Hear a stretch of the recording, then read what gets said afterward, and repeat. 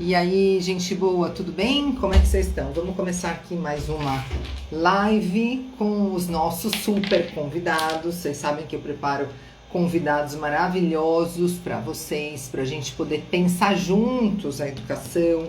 Deixa eu botar aqui um fone de ouvido, que eu acho que a gente vai ficar melhor com o áudio. Vê lá. O que vocês me dizem? Vocês estão me ouvindo bem? Vamos lá ver se a gente está se ouvindo bem. Como é que vocês estão? Tudo bem aí? Fernanda, boa noite. Vão falando comigo aí, me digam como é que a gente tá, se a gente está se ouvindo.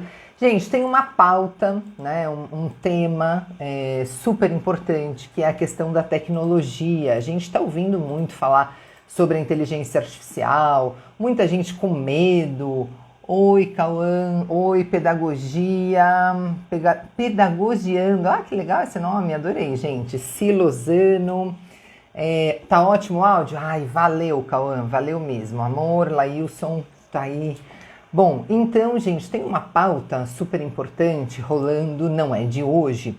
Inclusive, essa semana eu li um artigo muito legal da Adriana Martinelli, lá, diretora de conteúdo da Beth Educar, a respeito justamente da inteligência artificial, da questão da tecnologia na educação e todas as questões que envolvem a inteligência artificial.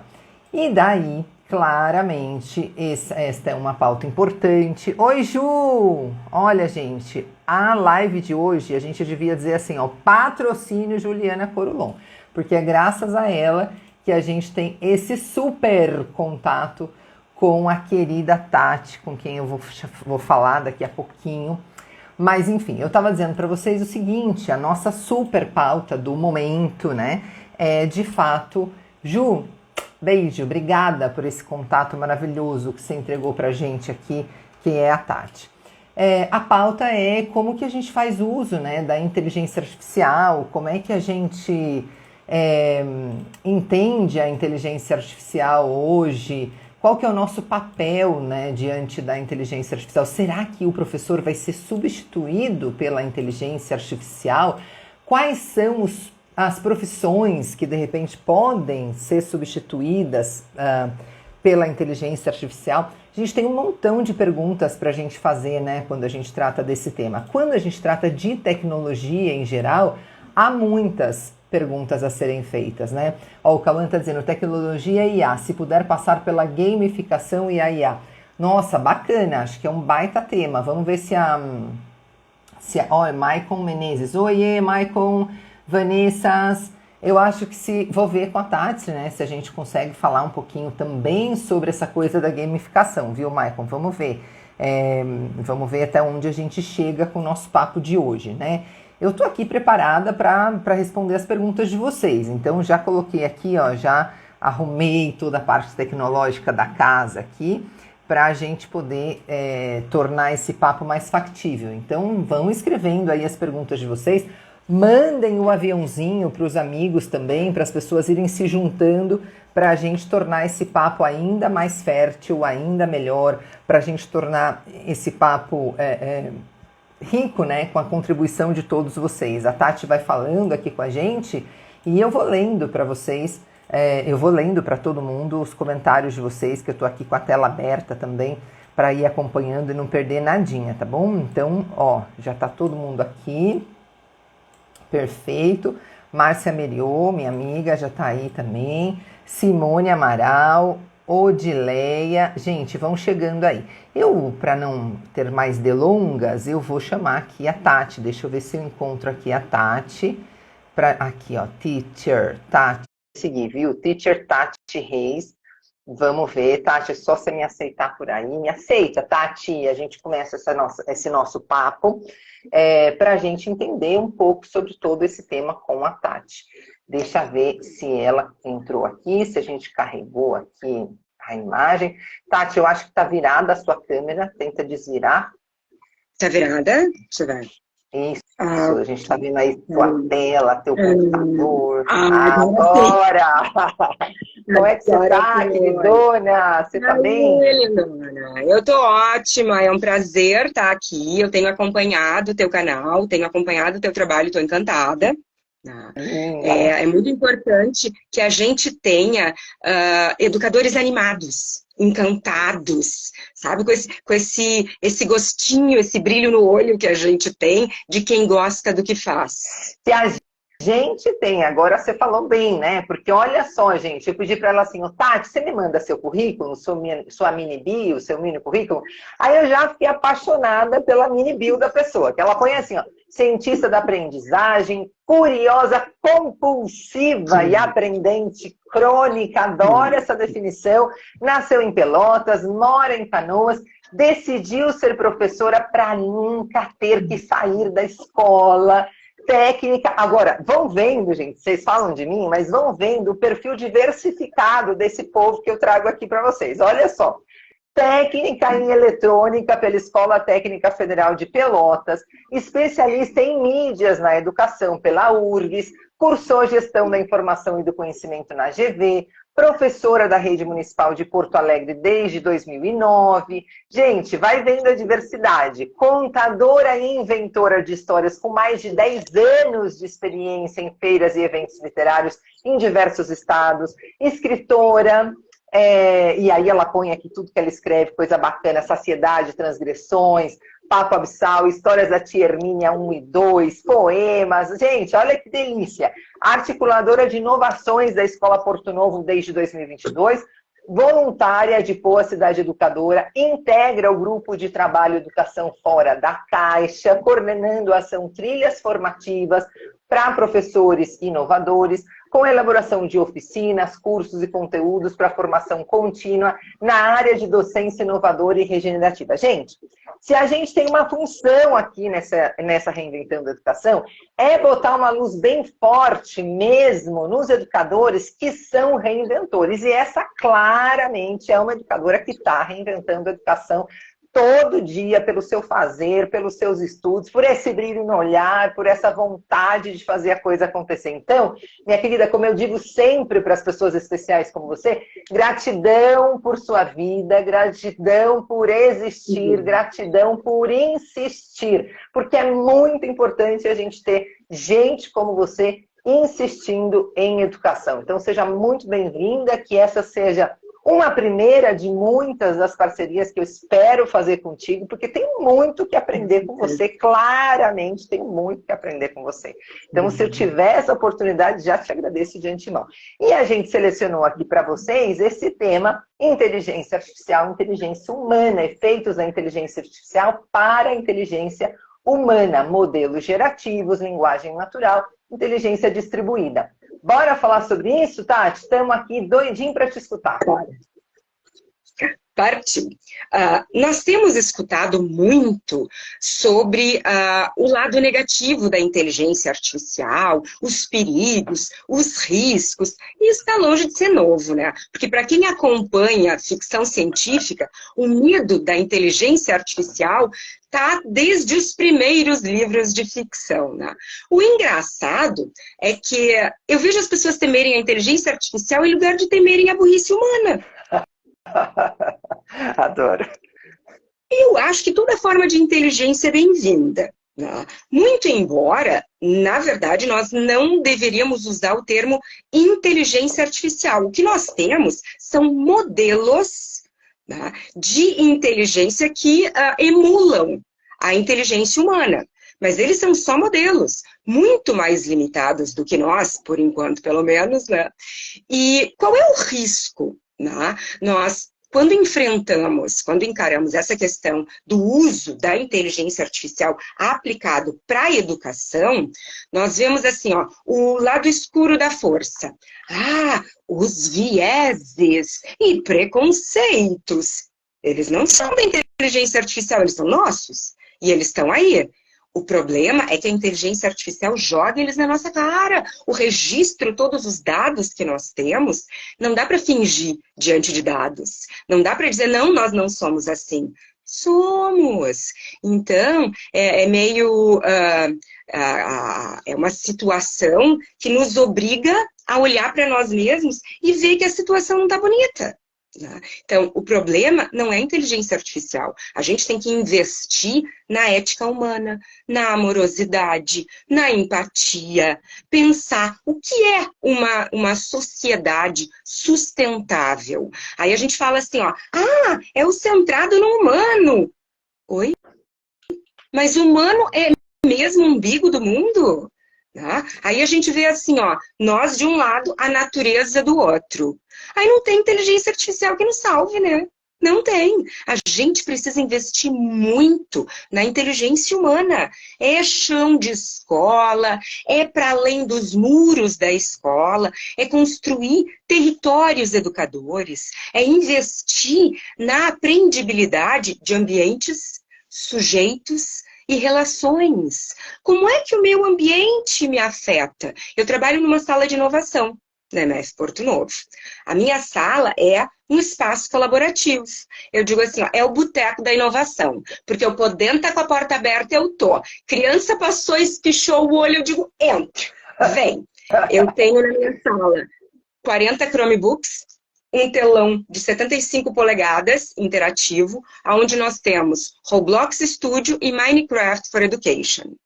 Ali eu trabalho um projeto de letramento agilizado. O que acontece? Aquela criançada que está com dificuldade de aprender a ler e escrever, muitas vezes está com dificuldade porque não vê sentido naquilo. Porque o nosso cérebro, ele é limitado. Toda a nossa capacidade de processamento, ela tem as limitações físicas. Né? E pensa, nosso cérebro, por mais que ele seja uma potência, só o sistema operacional dele, que é o que nos permite respirar, se alimentar, funcionar todo como interface que o corpo é, só esse sistema operacional já ocupa uma parte enorme do nosso cérebro. Então, a nossa memória de trabalho, a nossa memória de longo prazo são extremamente limitadas. Nós utilizamos hoje a tecnologia como memória estendida. Eu não preciso mais lembrar todos os números de telefone da minha agenda, meu celular tem. Então, isso me sobra espaço para usar para raciocinar, para pensar em outras coisas, para usar o pensamento complexo, as funções executivas superiores. Então, o pessoal diz assim, mas é que usando a inteligência artificial nós vamos emburrecer. Não! O meio nos afeta. Sempre, o meio nos afeta. O computador me afeta, o celular me afeta, o ambiente me afeta. Nossa inteligência, nosso cérebro, ele é plástico. Ele vai se adaptando, né? Ele é um circuito eletroquímico complexo que se adapta, que vai criando caminhos ali de acordo com as necessidades do meu meio. Então, a gente vai se adaptando. Mas, quando eu vejo o medo que as pessoas têm de que a inteligência artificial nos deixe menos inteligentes, eu fico preocupada.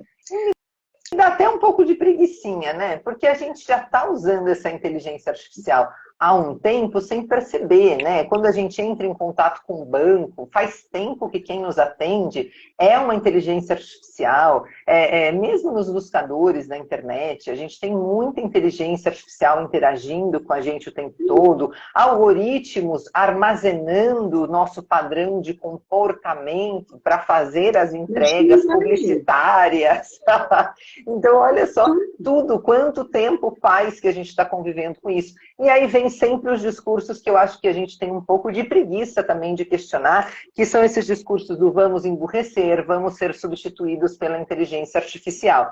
Então, você já começou, assim, na porrada, né, Tati? Porque você já começou falando de gamificação, um dos professores que estava aqui com a gente falou, se der para passar pela gamificação seria legal. Poxa, que bacana, você já passou por ela. Mas aí, ó, me conta, esse medinho que o professor tem de ser substituído pela inteligência artificial, procede? Bom, para tu ter uma ideia, nas palavras do Sam Altman, que é o proprietário da OpenAI, a empresa que desenvolveu o ChatGPT, o DALL-E, ele diz que se há uma profissão, entre todas, que jamais estará ameaçada pela inteligência artificial, é a docência. Não, a questão não é estarmos ameaçados, nós precisamos nos ressignificar. Mas isso não é por causa da inteligência artificial, isso é porque o movimento escolanovista ainda não conseguiu se estabelecer. Né? E tá Porque aí. eu tô vendo aqui o Bruno é um parceiro nosso aqui do Favela Educa, que é freiriano. E aí eu tô lembrando muito do que o Bruno fala, né? Todo mundo falando, o Paulo Freire acabou com a educação, o Paulo Freire entrou na educação para destruir o amor, o Paulo Freire nem entrou na educação, me ajuda, né? A gente está aqui tentando fazer as pessoas começarem a assimilar um pouco da ideia do Paulo Freire, e vocês estão nessa piração de que o Paulo Freire acabou com a educação. Com que educação? A gente nem teve educação ainda aqui nesse país, né? Fora, que quando a gente fala, não sei se você concorda, Tati, vem aqui pensar comigo. Quando a gente fala desse medinho, né, do professor ser substituído pela inteligência artificial, eu costumo dizer assim, o professor pode ser mesmo substituído pela inteligência artificial. Aquele cara que é professor de inglês, só professor de inglês, e ele ainda está no modelo transmissivo, ele já foi substituído pela inteligência artificial e por toda a tecnologia que o cerca. Ele é que não notou ainda, né? Mas o aluno, quando está ali com aquela cara de não estou nem aí para você, ele já não está assistindo a aula, ele está presente com o corpo, porque é obrigado, mas ele não está na interação, né? Então esse professor já foi substituído. É que ele está tão saído que ele não notou ainda, né, Tati? Perfeito.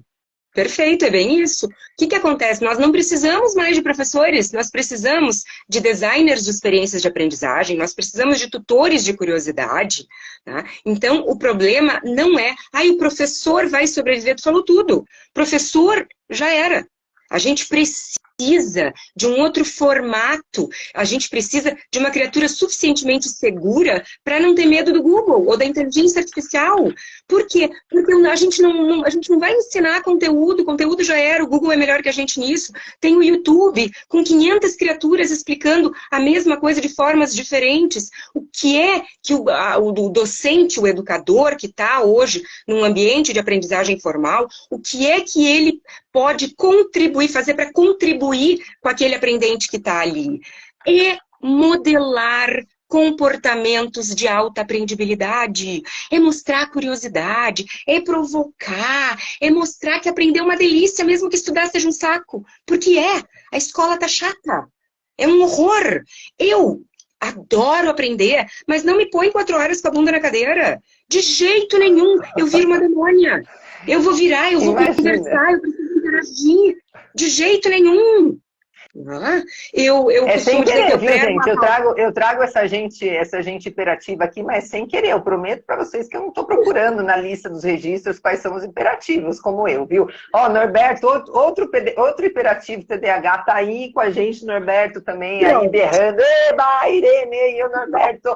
É tudo assim, gente. Essa gente TDAH hiperativa. Não estou caçando ninguém, mas vão aparecendo na minha vida. Vão simplesmente aparecendo. A gente não consegue ficar sentado nem 5 minutos, muito menos 4 horas, ouvindo alguém falar, sem que a gente possa interagir, sem que a gente... Não dá, a gente precisa estar nesse lugar mais ativo, a gente precisa disso, né? É porque para construir o conhecimento, como já nos dizia o Seymour Papert, eu costumo dizer que eu prego a palavra do Papert, porque eu ando assim... Não. Nós precisamos construir o conhecimento, aprender um processo antropofágico. Tu me traz o teu conhecimento, eu vou digerir, vou conectar com o meu banco de dados, com as minhas experiências, desde a minha memória genética até a minha memória empírica, eu vou conectar esses pontinhos e eu vou produzir uma outra coisa a partir disso. É tudo sobre ligar pontinhos. Ideias. Mas, olha a preocupação, Tati. A minha escola não tem internet, ou a minha escola não tem tecnologia. Como é que eu posso falar sobre inteligência artificial ou sobre gamificação nesse contexto mais precário? Ajuda a gente. Você tem uma ideia de por onde começar? Pode sim. Por exemplo, esses modelos gerativos, tá? Vamos para o ChatGPT, né? Que é uma mão na roda. Porque tem gente que diz assim, mas então o aluno vai lá, vai só colocar a instrução do exercício, vai pegar a resposta, copiar e colar. Bom, se o professor deu um exercício que pode ser respondido em uma pergunta do ChatGPT, a culpa não é do aluno. Olha, um exercício para eles fazerem, eles vão ter que fazer pelo menos umas 10 perguntas para chegar onde eu quero. E aí é que está o segredo. Não é mais sobre respostas. As respostas estão no Google. É sobre como perguntar. Tá? É engenharia de prompting. Porque se eu não souber estruturar a pergunta, eu não vou chegar na resposta. E nisso já está havendo e ainda vai aumentar o impacto na nossa comunicação dessa interação com as inteligências gerativas de texto, porque eu tenho que aprender a me explicar. E a gente não sabe se explicar. A gente fala as coisas pela metade, pega aquela coisa e bota ali. A gente não, nós temos dificuldade de oratória. Temos, em geral. Até professores, imagina alunos. Né? E a gente precisa elaborar essa nossa capacidade de se explicar. Né? E na escola, o que acontece? Geralmente, nós ainda temos um modelo arquitetônico de escola inspirado em presídios, manicômios e hospitais. Enfileira, recebe, obedece e reproduz. Bom, essa gente que sai desse tipo de escola está ferrada. Porque nós estamos no horizonte de eventos da sociedade do conhecimento. Acabamos de passar por uma aceleração seríssima do processo histórico com os 2 anos de pandemia. Nós tínhamos um mundo antes da pandemia e quando saímos dela, ele já era outro. Foi muito rápido. Nós estamos sofrendo choque de inovação, né, que é o que o Alvin Toffler descreve lá no Future Shock, porque muita coisa é uma loucura, como seres biológicos, estamos com dificuldade de processar tanta mudança. E aí vem a angústia, a depressão, a ansiedade, todos os adoecimentos. Então, nós precisamos trabalhar toda essa questão emocional, porque sem inteligência emocional as outras não funcionam. Não adianta. Eu preciso estar saudável afetivamente, emocionalmente, cognitivamente e fisicamente. Ô, Tati, você sabe que eu pensava que essa era uma coisa óbvia. Daí, quando a gente publicou isso num dos vídeos do Instagram, eu recebi um feedback assim, não, mas primeiro a gente tem... Peraí que eu dou risada, mas é sério. Primeiro a gente tem que ensinar educação financeira. Eu falei, mas gente, deve ter lido errado. Pera, deixa eu ler de novo. E li, era isso mesmo. Aí eu falei, amiguinho, vamos lá. Eu não descarto, né, a necessidade de a gente ensinar a educação financeira. De fato, é muito importante. Mas você já ouviu falar assim, ah, fulano tá tão doido que rasga dinheiro? Então, quando o fulano fica tão doido que rasga dinheiro, é porque o emocional dele não tá bom. Então, a gente precisava ter cuidado do emocional dele para ele não rasgar o dinheiro.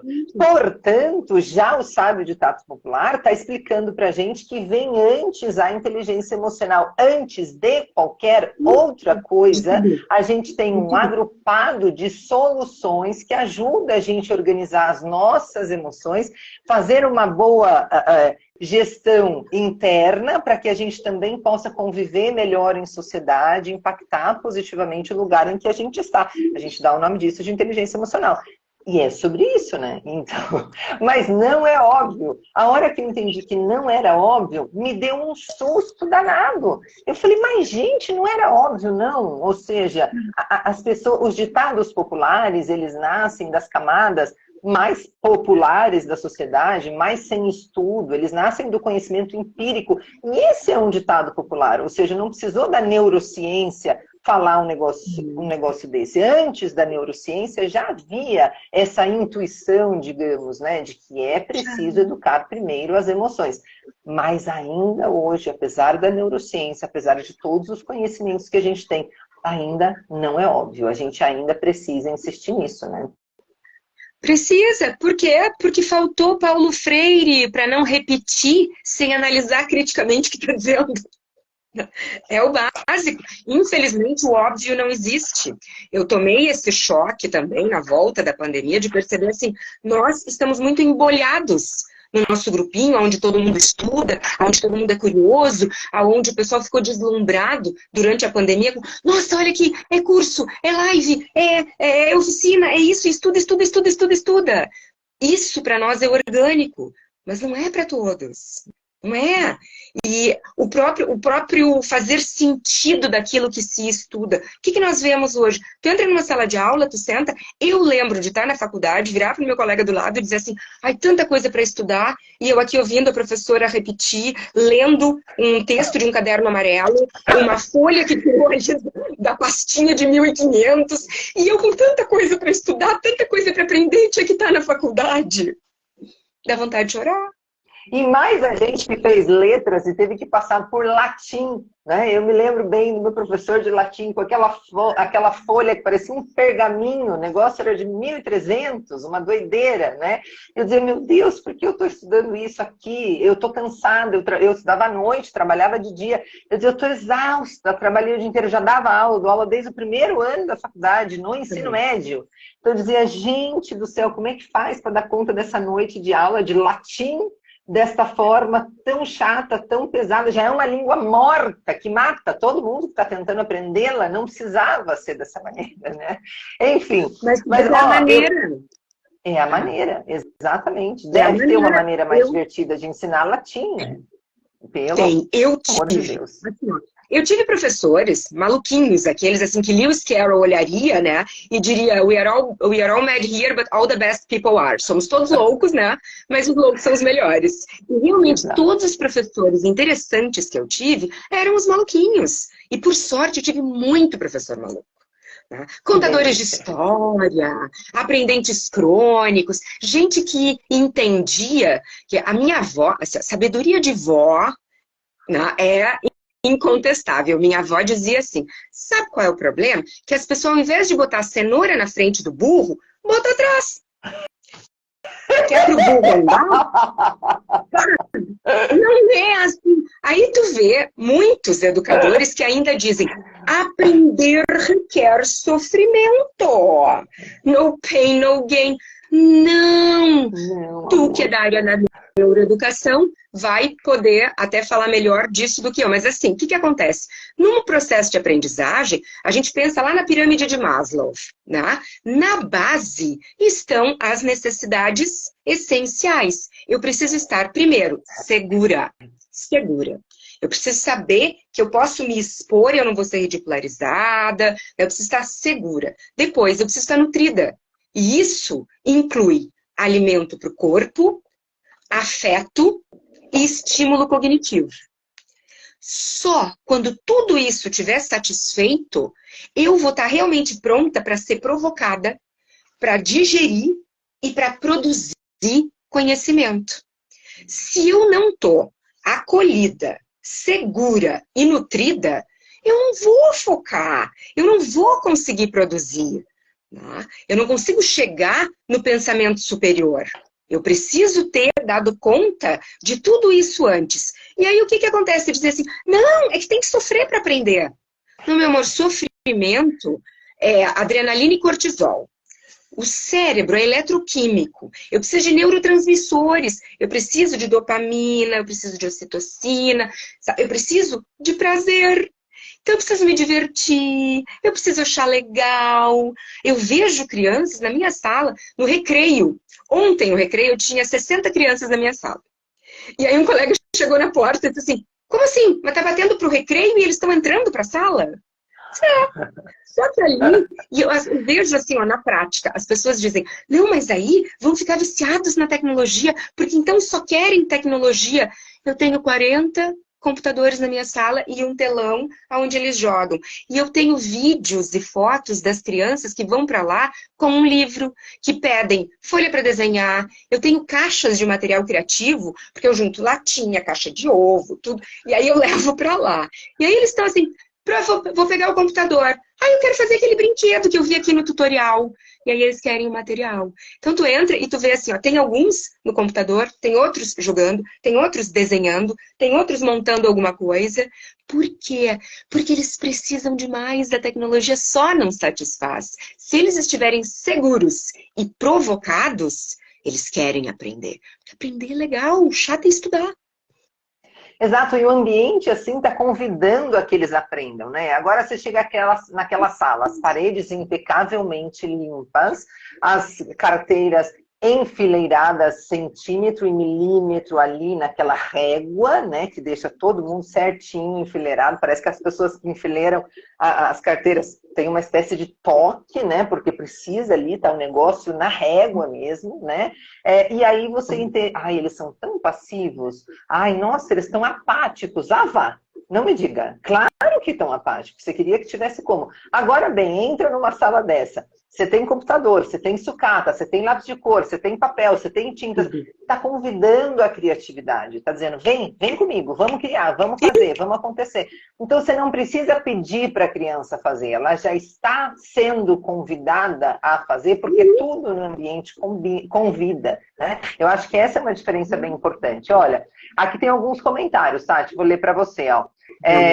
Diz assim, ó, mas muitos estudam, mas aplicam pouco ao cotidiano. É verdade, tá cheio de professor aí que consegue ir para congresso, às vezes não vai para congresso, mas para alguma formação, faz formação online, mas chega na sala de aula e se convence de que isso não é para mim, e continua fazendo um trabalho medíocre, no sentido de aquele trabalho da média, do transmitir o conhecimento e acabou. A gente pode mais, isso é um reducionismo, eu insisto todo dia com vocês. Você se colocar em sala, como eu sou o professor de geografia, eu sou o professor de história, e você não se permitir correlacionar conhecimento, você não se permitir sair da página 20, exercício 2 do livro, é um reducionismo. A gente pode mais e a gente pode se divertir sendo professor. Provavelmente, inclusive, essa incidência absurda de doenças mentais, tanto em professor quanto em aluno, é justamente porque a gente está se colocando neste lugar de sofrimento. Ponto. É isso. Perfeito. Exatamente. E o que acontece, assim, ó? Eu gosto muito de uma frase do Alvin Toffler, que diz: o analfabeto do século XXI não é aquele que não sabe ler ou escrever, mas aquele que não sabe aprender, desaprender e reaprender. Eu vejo crianças que estão em processo de alfabetização, chegam ali na minha sala, abre o Chromebook, pega ali ó, ferramentas, bota ali digitação por voz, bota ali para ler, e eles se viram usando tecnologia assistiva, eles fazem absolutamente tudo. E nesse processo de usar, eles vão se apropriando da linguagem escrita de uma forma que faz sentido, porque há uma intencionalidade. Eles chegam ali assim, ó, senhora Tati, eu quero jogar Minecraft. Escreva em Minecraft para mim. Por quê? Eu não quero jogar, quem quer jogar é tu? Vamos lá. E tem mais, naquele espaço ali, nós não temos professor. Eu digo para eles, somos todos aprendentes e ensinantes. Isso são papéis que a gente reveza. E eles sabem coisas que eu não sei. Eles têm canal no YouTube, eles jogam jogos que eles me trazem e que eu vou conhecer através deles. E a gente trabalha com aprendizagem por equipe, aprendizagem por pares. Então, chegamos assim, senhora, eu não sei fazer isso. Quem é que sabe? Ensina. Por quê? Taxonomia de Bloom. A gente aprende melhor quando ensina. Então, sala de aula não é para dar palco para professor, é para dar palco para aluno. Quanto menos eu interfiro, mais eu vejo produção. Porque eles sabem aprender. Eu preciso que eles confiem nisso. E se eu ficar dizendo o tempo inteiro o que é para fazer, eles nunca vão confiar na própria capacidade de aprender. E eu não preciso saber tudo que eles sabem para ensinar. A gente precisa construir junto e trocar.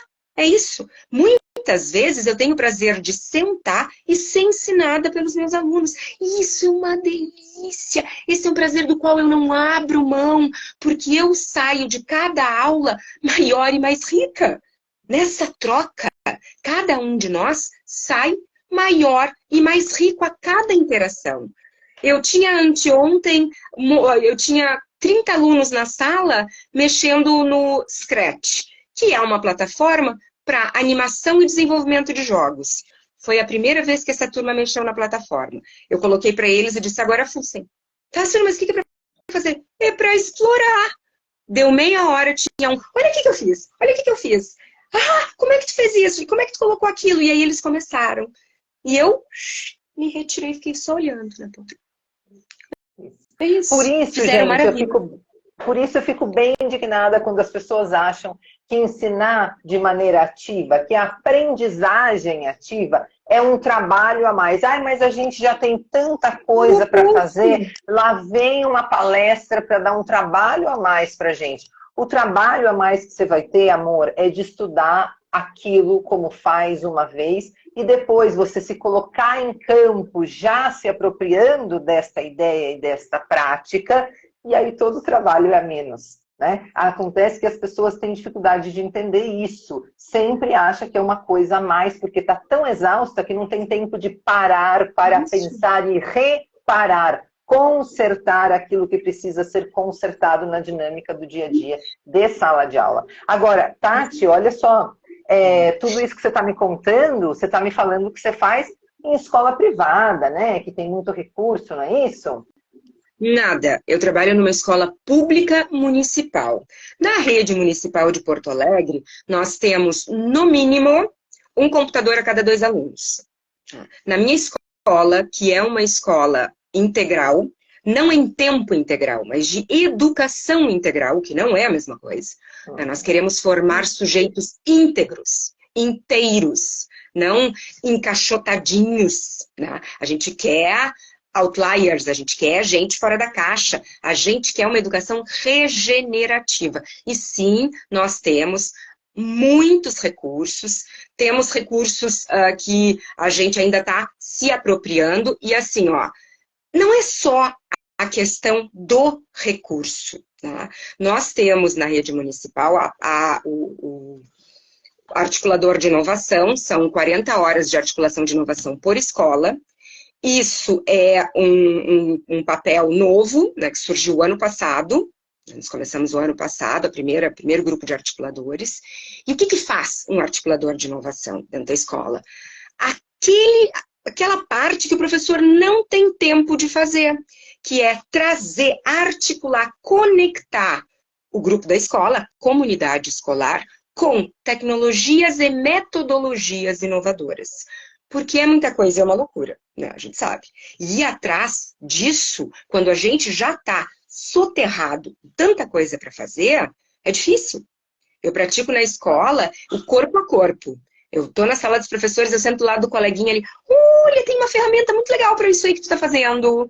Eu troco, eu participo da aula, né, de alguns colegas, a gente faz trocas, o pessoal vai lá na minha sala, olha, Tati, queria fazer isso aqui, tem um jeito diferente de fazer. Agora, por exemplo, nós temos uma colega que trabalha com o 5º ano, que está desenvolvendo um projeto dentro do Minecraft, onde eles vão montar o bairro da escola, dentro da plataforma Minecraft.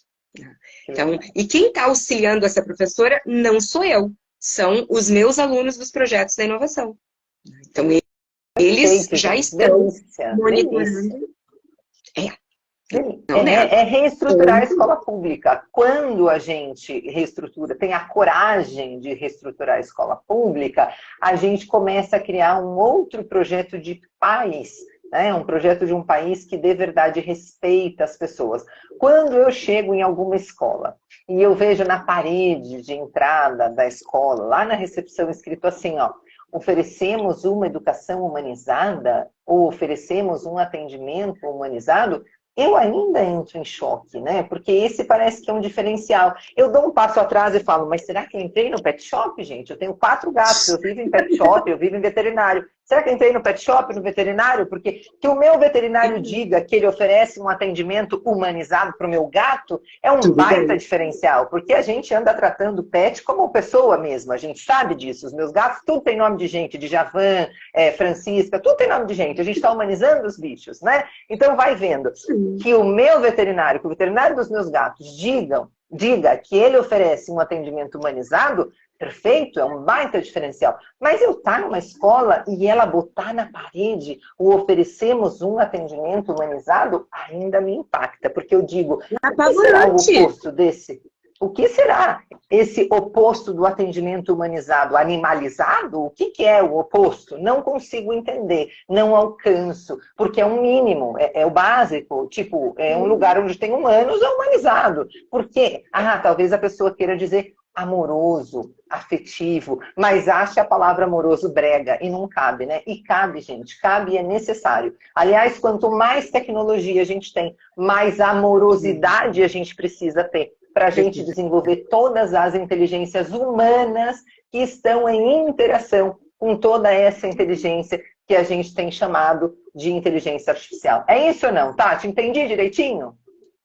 Perfeito, amada. O que que acontece, então? O que nós chamamos de inteligência artificial, esses modelos, eles nos ajudam a ter uma inteligência estendida, complementa, são ferramentas, né? Só que a gente pensa muito que tecnologias de aprendizagem, tecnologias da educação, são somente tecnologias digitais. Eu ganhei 2 ábacos, que eu botei ali na minha sala. A criançada tá amando aqueles ábacos, tá? E aí vão fuçando. E ontem eu ainda estava explicando para eles, eu disse, gente, tudo o que tem aqui é tecnologia para aprender. O lápis, o papel, o ábaco. E pensem que, no início, as pessoas escreviam com pedra, na parede. Um dia surgiu o papel e alguém deve ter dito assim, vai ser o fim do mundo agora! Vamos enlouquecer! É o fim! E quando surgiu a prensa? Então, Gutenberg, coitado, agora ninguém mais vai escrever! Vai acabar o mundo! Aí veio o computador. Eu ainda vejo, assim, em alguns locais, aquele desespero do a criança não tem a letra cursiva bonita. Então a gente tem que investir nisso e estressar aquela criança ali e mandar fazer caderno de caligrafia. Porque é importante a letra e a motricidade fina. Quer trabalhar a motricidade da massinha de modelar? Dá coisa para desenhar. Tem tanta coisa, tanta forma de trabalhar a motricidade. Meu Deus, ele não vai escrever à mão em nenhum lugar no mundo real. A gente Dá uma precisa que a olhada para a escola... nossa letra que é adulta. A minha letra, eu sou professora de português e de espanhol. Minha letra tá terrível. Olha pro caderno e falo, meu Deus, que vergonha. Cadê aquela letra pedagógica que me ensinaram a fazer? Não é possível. Mas onde é que tu anota? Onde é que tu anota as coisas? É no celular. Pois é. Eu ainda fico indignada que uma criança disléxica sofra problemas de inclusão na escola em plena era digital. Não faz nenhum sentido. Nenhum sentido. A criança disléxica, as pessoas nem deviam saber que ela é disléxica dentro da escola, porque a tecnologia devia suprir tão imediatamente as questões relacionadas com a dislexia que a gente não notasse que ela existe, né? Mas, enfim, ainda precisamos andar bastante para chegar nisso aí. Como muitas outras, né? A gente tem vários outros transtornos de aprendizagem que podem tranquilamente ser resolvidos com a interação tecnológica. Só que nós temos 2 probleminhas aí. O primeiro é a questão da acessibilidade, né? Nem toda escola tem acesso aos dispositivos e à conectividade. E o segundo é a questão da formação dos educadores. Porque assim, ó, da pandemia para cá, muita coisa. Nós vimos gente que nunca tinha dado uma aula online. E hoje não há mais essa opção de tu dizer, não, eu sou professor só do presencial. Não há mais essa opção. Existe todo um metaverso, todo um mundo virtual que nós também habitamos. E não há mais a opção de um educador não habitá-lo. Né? Porque isso te empobrece de uma maneira apavorante. Hoje o ciclo de vida da informação está muito encurtado. Eu estava lendo no relatório da Unesco, por exemplo, que hoje uma tecnologia educacional ela não dura mais de 36 meses. Então é assim, aprendi! Já era, tem um novo. Aprendi! E atualização. Meu marido que eu diga, porque ele está lidando com as redes sociais e com toda a tecnologia que tem a ver com redes sociais e tal. E aí, quando ele bem aprende sobre uma ferramenta, amanhã já mudou, é outra coisa. Então, ou a gente aprende a aprender, pilar básico, né? Pilar básico, ou a gente aprende a aprender, ou aí sim a gente está fora. Mas não é que a gente está fora só como professor, a gente está deixando fora um montão de alunos que passam pela nossa vida. E que você escolha ficar de fora é uma escolha, mas que você coloque o seu aluno de fora do processo, sabendo quais são as consequências disso, puxa vida, eu continuo achando isso inadmissível, irresponsável, no mínimo, muito irresponsável, né? Ô, Tati, tem uns comentários aqui, ó. Deixa eu falar para você. A Eurecando, o Norberto, da Eurecando Oficial, dizendo, numa parte da conversa aqui, dizendo que a gente precisa falar sobre o designer da desaprendizagem, né? A gente está nesse momento de falar sobre o designer da desaprendizagem, né? É um pouco aquela fala que você fez anteriormente. A gente precisa aprender, aprender, aprender, desaprender e aprender de novo, né? Não pode ser um tabu para a gente, né, Tati? é que a gente precisa de um design regenerativo da aprendizagem. Inclusive, esse é o meu projeto de mestrado, acabei de passar. E aí é nisso aí que a gente está trabalhando. O que é um design regenerativo da aprendizagem? Imagina só, nós estamos todos com transtornos de aprendizagem, que é o resultado de tantos anos dessa escolarização instrucional. É isso, é passiva, recebe e reproduz. E durante muito tempo, durante toda a nossa escolarização, foi isso. Então, a gente desaprendeu a ser curioso, a gente desaprendeu a explorar, a elaborar hipóteses. Cadê o método científico que qualquer bebê sabe usar? Então, a escola, ela nos desensinou o aprender. Ela passou conteúdos, mas muitas vezes nos desensinou a aprender. Então, a gente precisa voltar a ser curioso, a gente precisa construir alto valor, porque é isso, quando eu fico dizendo na frente do aluno que ele não aprende, ele acaba se convencendo disso. Eu preciso que o meu aluno construa alto valor, se sinta seguro, acolhido, amado, admirado. Quando eu boto o olho no meu aluno, eu enxergo o potencial que ele tem de melhor. Eu não quero saber das deficiências, não quero saber dos transtornos, porque assim, o cérebro é plástico, ele funciona por compensação. Então, se o meu aluno tiver um transtorno, ele vai ter uma habilidade compensatória. E é aí que eu vou. Exato. Exato. Porque pega a segurança dele. As pessoas querem insistir nesse modelo, né? Ah, mas tá, entra lá com uma sala de 40 alunos para ver o que você faz. Gente, o acolhimento você faz com 5, 10, 15, 20, 40. Isso não é romantizar a educação. Eu também acho que a gente precisa ter muito menos alunos por sala. Mas o que você pode fazer de melhor com a realidade que você tem hoje, começando pelo acolhimento? Começando pelo afetivo, começando por gerar prazer no seu estudante e por brincar com ele. E se a sala está apertada, sai dela, vai dar aula no pátio, vai dar aula no corredor, vai dar aula pendurado no lustre, não sei. Desempareda, não tem uma praça? Deve ter uma praça na frente. Uma vez eu tive uma conversa muito interessante com o José Pacheco, quando ele foi na MF Anísio Teixeira, e lembro claramente que ele disse, olha, eu não entendo quando uma escola me diz que não tem espaço, porque o território da escola não está nas paredes, o território da escola está nas pessoas. Tira as pessoas dali e bota na praça, continua sendo uma escola. Exato, exato. E aí, gente, isso nos leva automaticamente para o nosso conceito de cidade educadora, que vocês também estão vivendo em Porto Alegre. Então, ó, vocês estão vendo várias... Nesse exato momento, a Juliana Corlon, com o nosso querido mentor Alexandro dos Santos Machado, estão fazendo aí para vocês uma formação gratuita lá no nosso YouTube. Corram para lá depois, hein? Depois vocês corram para o YouTube. Agora você fica aqui quietinho.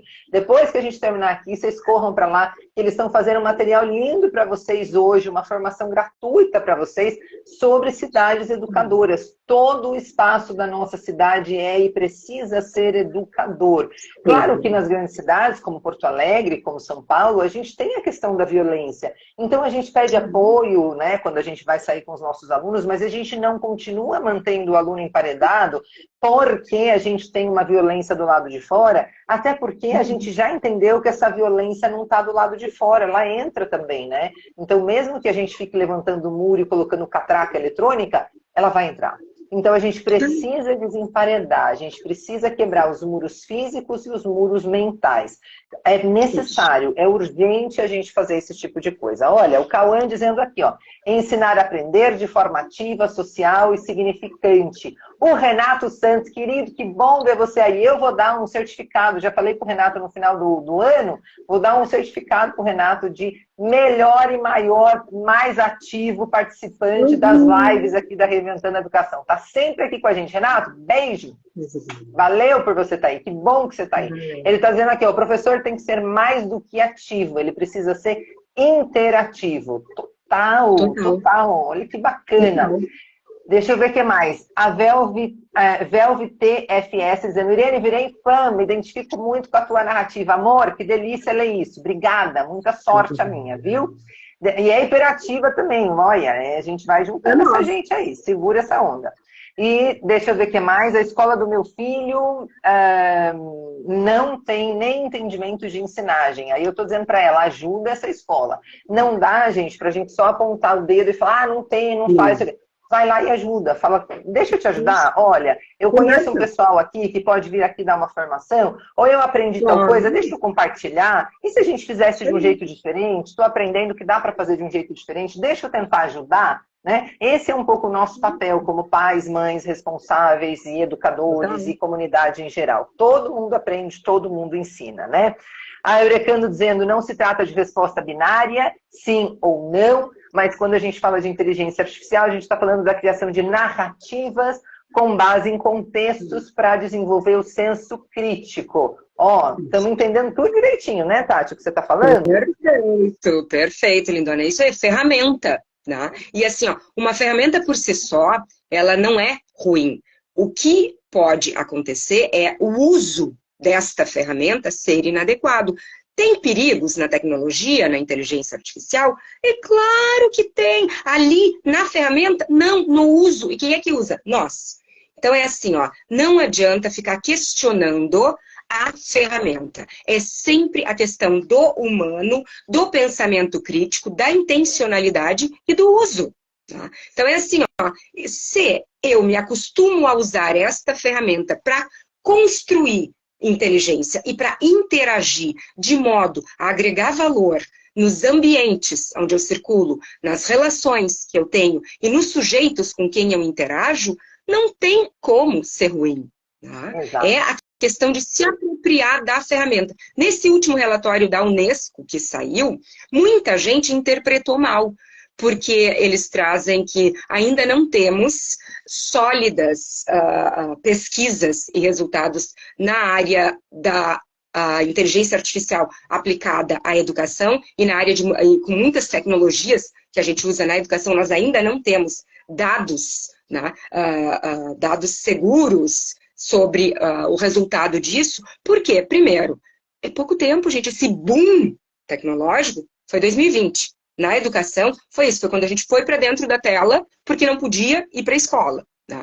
Depois, quando voltamos, ficou no híbrido. Né? Hoje não se tem mais um ensino somente presencial. Né? Se usa essas ferramentas, já mesmo que a gente esteja na sala de aula, tu vai estar usando essas ferramentas. Por quê? Porque elas são uma questão de cidadania. Hoje, letramento digital é uma questão de cidadania. Se a criatura não tem um e-mail, ela não consegue fazer um cadastro para fazer um concurso. Um cadastro para num site, um programa social.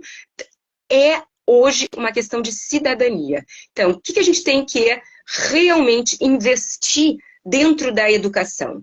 É cidadania global, porque isso implica tanto a questão do letramento tecnológico, quanto a questão do respeito à cultura do outro, do respeito ao outro, do respeito ao ambiente que eu habito, de se ver não só como apartado. Então tá, o universo circula ao redor do meu umbigo, é tudo antropocentro, né?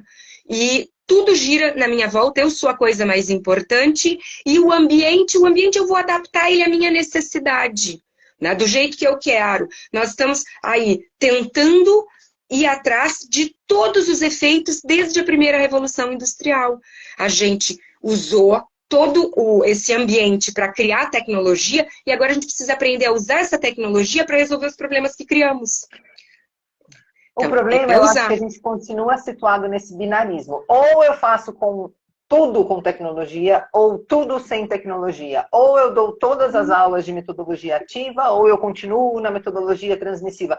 Calma e respira. Dá para a gente fazer tudo de maneira equilibrada. Dá para a gente não precisar escolher. Dá para a gente fazer todas as coisas. O importante, como educadores, é que a gente consiga ter repertório. E por falar em repertório, gente, deixa eu convidar vocês aqui. Dia 30 e 31 de agosto, eu tenho um workshop gratuito com vocês aqui pela Reinventando a Educação sobre educadores reinventores. Como é que a gente pode se tornar educador reinventor? Eu já vou dar o fim do filme. O fim do filme é assim, ó.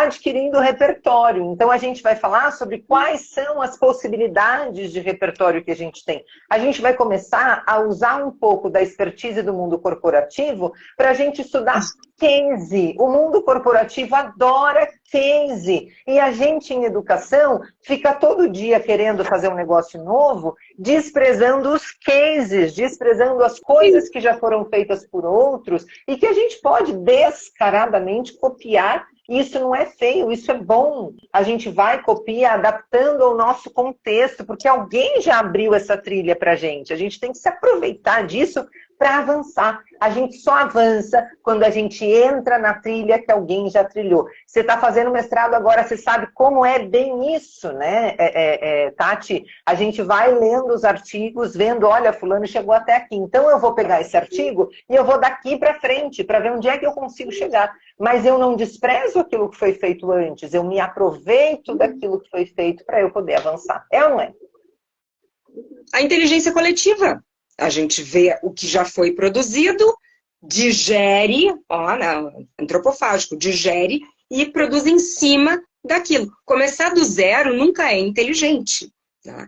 E um dos pilares da aprendizagem regenerativa é justamente a inteligência coletiva e a comunidade. Porque a Tati sozinha tem essa limitação de conhecimento. A Tati iria em seu dobro. Então já é uma inteligência coletiva poderosa. Quanto mais a gente se reúne, interage e colabora, mais a gente produz inteligência. Agora, tu educar para a colaboração e para a comunidade, em lugar de educar para a competição, não é fácil.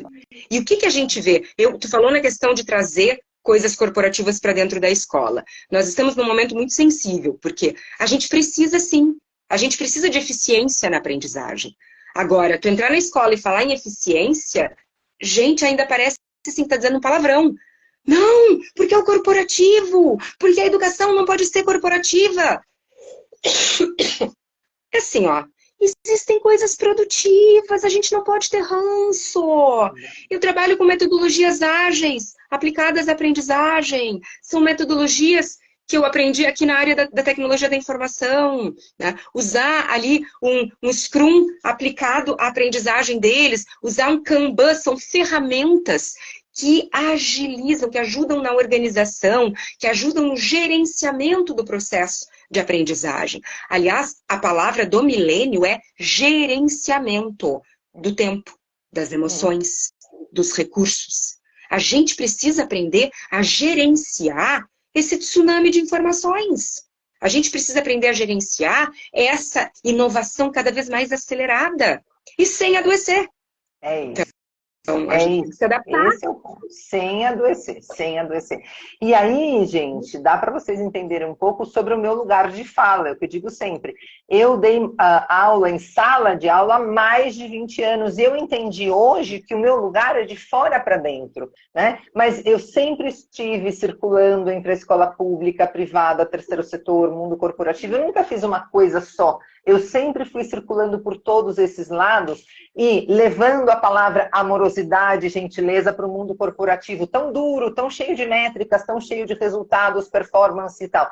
E levando para a educação também a ideia da performance, do resultado, da eficiência que vem do mundo corporativo. Levando as estratégias de perrengue do terceiro setor para setores que precisam de investimento e não tem, como é o caso da educação pública. Então é um baita privilégio. Eu busco compartilhar este privilégio com todo mundo, porque é mesmo um baita privilégio poder ter construído uma vida circulando por todos esses espaços e aprendendo nesses espaços. Então, vocês que estão se inscrevendo aí no meu workshop, não pensem que eu sou a panaceia que vai resolver os problemas da sua vida. Não. Assim, ó, a minha proposta é a gente abrir aqui, ó, um parênteses na tua agenda, uma pausa na tua agenda para a gente refletir e aprender juntos. Se você está afim disso, vem comigo, a gente tem muita coisa para fazer juntos. Mas se você pensa que eu vou resolver toda a sua vida num workshop online, não se inscreve não, bobo. Se inscreve não que você vai cair do cavalo, né? Não precisa. Na igreja. Né? Não tem necessidade. Milagre na igreja. Exato. Milagre na igreja. A gente pensa e trabalha. Nem sei se existe Santa Irene, vai vendo o negócio. Então, olha só, aqui, gente, há uns comentários do tipo, o professor precisa ter mais humildade, precisa parar para estudar, precisa conversar, precisa fazer a troca. É verdade, a gente não precisa estar sozinho, a gente pode ir fazendo parte de comunidades de aprendizagem em que a gente se apoie. Veja bem o caso da rede social, né, Tati? A gente não precisa demonizar a rede social, a gente só precisa saber o que a gente faz nela. Olha aqui como é bom estar na Reinventando a Educação. Olha só que presentão que vocês ganharam hoje com a Tati Reis aqui com a gente. É Reis, mas não é minha irmã, viu, gente? Bem que podia ser minha irmã. É Reis, mas não é minha irmã. Vovô andou por aí e a gente não está sabendo, a gente está pesquisando ainda. Não, eu ainda estava olhando, eu achei engraçado, porque assim, ó, é Reis e o meu marido é Santos. Entendeu? O outro sobrenome é Santos. Peraí que cortou. É Reis e o seu marido quem tá? Ah, o seu marido é Santos? Aham. Mas os dois sobrenomes, acho que podia, né? Pensa. Nossa, nós somos parentes mesmo. Vai pensando aí. Bom, gente, é isso. Acho que a gente papeou bem aqui. A gente nem prestou atenção no tempo passar, que voou. A gente já está aqui mais de uma hora conversando. E a gente podia ficar muito mais, né? O Maicon dizendo que estou em período de... O Maicon dizendo, estou em período de estágio, uma escola extremamente tradicionalista, cheia de proibições, como o uso de tecnologias para estudantes. Nas aulas que eu ministro, tento ao máximo usar metodologias ativas. Boa, né, Tati?